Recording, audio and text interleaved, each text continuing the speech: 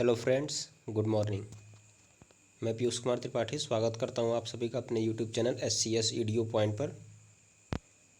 Friends, मैं एक बार फिर से आप सभी के लिए PCS मुख्य परीक्षा 2019 के लिए कितने तैयार है आप खुद को जांचें विथ SCS ईडीओ पॉइंट का अगला सेशन लेकर हाजिर हूँ। यदि आपको इस वीडियो में कोई भी परेशानी हो तो आप इस व्हाट्सएप नंबर पर संपर्क कर सकते हैं, जो कि निम्न प्रकार है +918874890569। आपको कोई भी परेशानी हो आप इस पर संपर्क करके अपनी समस्या का समाधान पा सकते हैं। तो आज के सेशन में हम फिर से 5 प्रश्नों को लेकर आए हैं, जिसके बारे में आपको जानकारी दी जाएगी। ये प्रश्न आपकी मुख्य परीक्षा की दृष्टि से महत्वपूर्ण हो सकते हैं। आप इन्हें अच्छे तरीके से तैयार करें, जिससे आपको परीक्षा में इन्हें अगर इस प्रकार के प्रश्न आते हैं तो लिखने में कोई परेशानी ना हो। तो चलिए फ्रेंड्स, आज का सेशन हम शुरू करते हैं। सेशन को शुरू करने से पहले आप लोगों ने अभी चैनल को अगर सब्सक्राइब नहीं किया तो प्लीज़ इसे सब्सक्राइब अवश्य करें, और वीडियो अच्छी लगे तो इसे शेयर ज़रूर करें। तो चलिए फ्रेंड्स, आज का सेशन शुरू करते हैं। आज के सेशन का पहला सवाल है,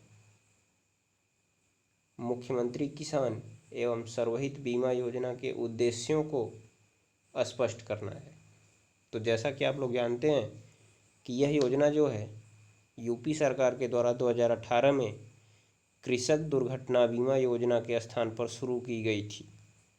तो आपको इस योजना के उद्देश्य और लाभों को स्पष्ट रूप से बताना है। तो सबसे पहला तो काम क्या करेंगे आप इसमें कि आप इसमें सबसे पहले मुख्यमंत्री किसान एवं सर्वहित बीमा योजना के बारे में लिखेंगे कि इसका उद्घाटन कब हुआ था, कब इसको लाया गया, किसके स्थान पर लाया गया। उसके बाद तब आप इसके उद्देश्य बताएंगे, फिर इसके लाभ बताएंगे आप, और अंत में आपको निष्कर्ष लिखना होगा। इस प्रकार से भिन्न भिन्न खंडों में बांटकर आप अपने उत्तर प्रस्तुत कर सकते हैं, जिससे एग्जामिनर पर अच्छा प्रभाव पड़ेगा और आपको अंक भी अच्छे मिलेंगे। तो चलिए अगला क्वेश्चन देखते हैं। दूसरा क्वेश्चन है, ऑप्टिकल फाइबर नेटवर्क क्या है? राष्ट्रीय ऑप्टिकल फाइबर नेटवर्क के उद्देश्यों को स्पष्ट करना है। तो जैसा कि आप सभी लोग जानते होंगे कि अभी हाल ही में ये सवाल आपके लिए चर्चा में क्यों है, पहले हम ये जानते हैं कि जैसा आप लोग जानते होंगे हाल ही में केरल सरकार ने अपने राज्य में इंटरनेट को नागरिकों के एक मूलभूत अधिकार के रूप में परिभाषित किया है। अर्थात कहा है कि नागरिकों का मूल अधिकार है कि उन्हें इंटरनेट कनेक्शन मिले। तो इसीलिए उन्होंने ऑप्टिकल फाइबर नेटवर्क योजना को मंजूरी दी है, जिसके अनुसार राज्य के प्रत्येक नागरिक को इंटरनेट सुविधा प्रदान करने की कवायद की जाएगी। तो जैसा कि आप सभी लोग जानते होंगे कि राष्ट्रीय ऑप्टिकल फाइबर नेटवर्क की जो शुरुआत हुई थी वो 2.5 लाख ग्राम पंचायतों में ब्रॉडबैंड कनेक्शन देने को लेकर हुई थी।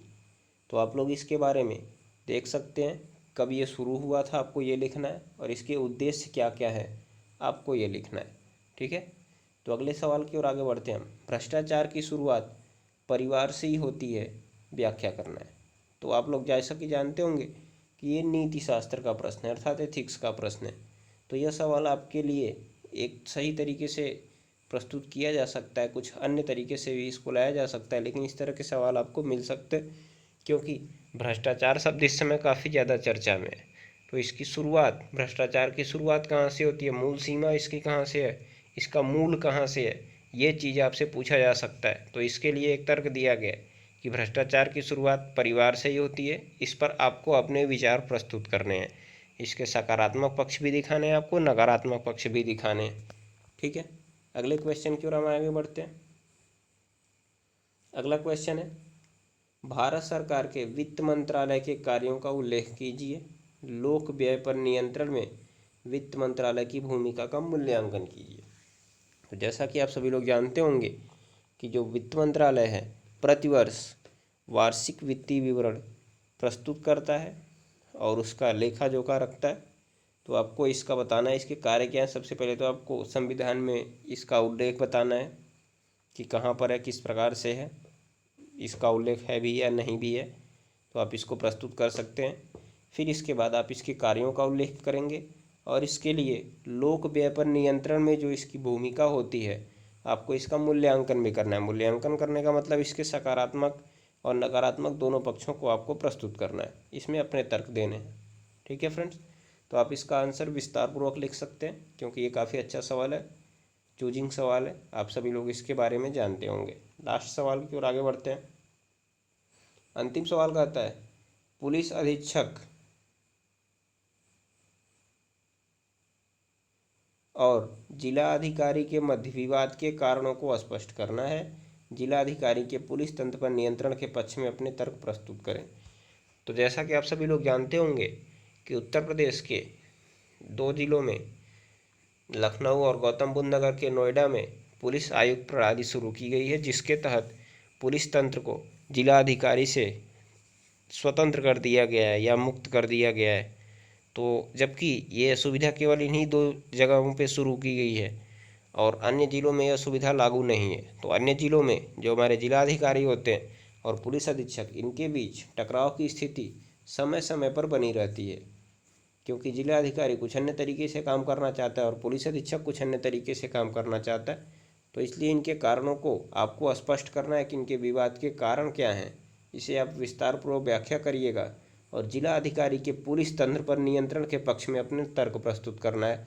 अर्थात इसमें आपको बताना है कि आप क्या चाहते हैं कि जिला अधिकारी का पुलिस तंत्र पर नियंत्रण हो अथवा ना हो, अगर हो भी तो कितना हो, किस प्रकार का हो। आपको इसमें अपने पक्ष और विपक्ष दोनों में तर्क प्रस्तुत करने। ज़्यादा करके आप पक्ष पर ध्यान दीजिएगा क्योंकि यहाँ पे सवाल में टारगेट करके पूछा गया है। अंत में इसका कुछ विपक्ष भी आप दे सकते हैं, तो आप इसे ध्यान में रखिएगा। विवाद के कारण को स्पष्ट कीजिए। पुलिस अधीक्षक और जिलाधिकारी को आप परिभाषित कर सकते हैं इसमें अलग से टारगेट करके, जिससे आपको अच्छा नंबर मिलेगा। तो फ्रेंड्स, अगर आज की वीडियो आपको अच्छी लगी हो तो वीडियो को लाइक और शेयर अवश्य करें। धन्यवाद। मिलते हैं अगले सेशन में।